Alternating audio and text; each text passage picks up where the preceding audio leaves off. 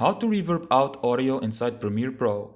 In today's tutorial, we're going to be looking at a simple way of how to add a reverb echo effect at the end of a song or at the end of your voiceover clip, which sounds something like this. Please like and subscribe right now. To get started, we need to make a cut right at the end of our audio clip. Select exactly where we want the reverb to start happening, and with the razor tool, cut that part out. With your mouse, right-click on this clip and choose the option Nest. We want to make a nested sequence for this clip, and you're gonna see why. Double-click on your newly nested sequence to open it up. Right here, we have our original audio clip. We're not gonna mess with it right here, but we're just gonna duplicate it. On your keyboard, hold Ctrl-C or Command-C to copy our audio clip and then paste it with Ctrl-V or Command-V. Put the audio clip right underneath your original audio, then expand this clip to make it longer than your original audio clip.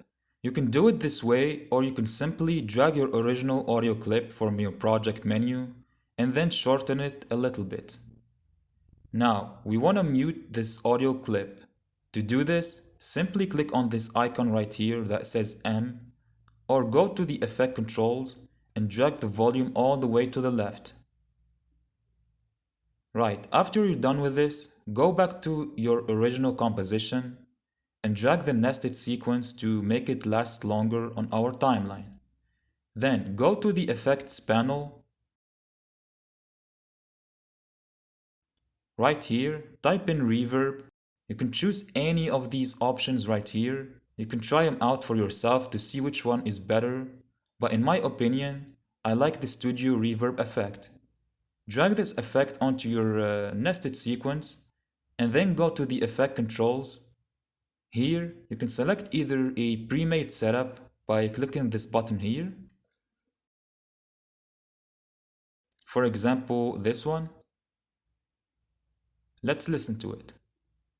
Subscribe right now. Alright, or you can simply add a custom setup by clicking on Edit.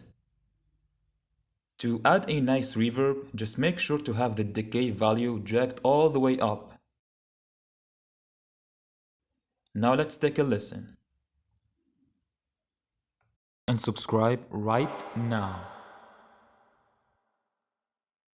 And there you go. That's how you add a reverb effect or a trailing effect at the end of your audio clip. If you found this video helpful in any way, please make sure to subscribe and like the video.